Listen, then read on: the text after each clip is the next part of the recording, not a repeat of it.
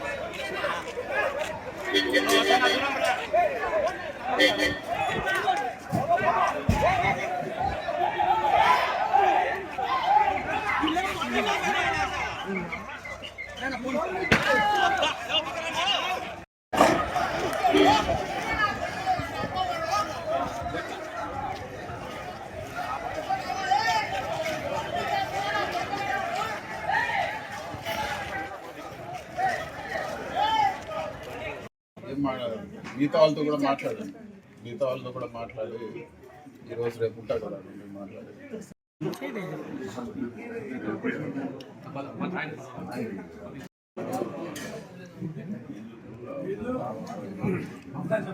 రాష్ట్రంలో మనం వినుకొండలో చూసాము, ఇది వరకు కూడా చూసాము. వినుకొండలో పట్టపగులే 2 చేతులు నరికేసి మెడ నరికేసి ఒక వైఎస్ఆర్సీపీ నాయకుడిని ఏ విధంగా చంపారో ఈరోజు అందరూ కూడా చూసాము. చాలా దారుణమైన విషయం.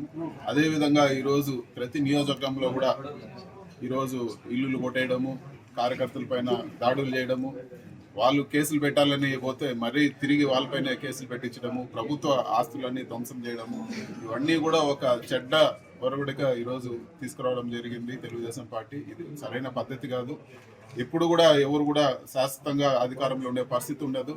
కానీ ఇలాంటి వాటికి బీజం వేస్తే రేపు పరిస్థితులు దారుణంగా మళ్ళీ ఈ ఫ్యాక్షన్ గొడవలు, మళ్ళీ ఒకప్పుడు ఆంధ్రప్రదేశ్లో ఎంత ఘోరంగా ఉన్నిందో ఫ్యాక్షన్ గొడవలు, ఇవన్నీ కూడా ఆ విధంగా దారితీసే పరిస్థితులు ఉన్నాయి. ఇలాంటివన్నీ లేకుండా కూడా శాంతియుతంగా ఈరోజు పరిపాలన జరపాలని చెప్పి కూడా నేను తెలుగుదేశం పార్టీని నేను కోరుతా ఉన్నాను.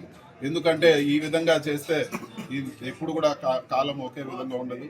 ఖచ్చితంగా మార్పులు ఉంటాయి. ఆ రోజు మళ్ళీ అందరూ కూడా మీ పార్టీ వాళ్ళు కూడా ఇవన్నీ కూడా చవి చూడాల్సి వస్తుంది. ఇవన్నీ కూడా ఒక మంచి సంస్కృతి కాదని చెప్పి కూడా నేను తెలియజేస్తాను.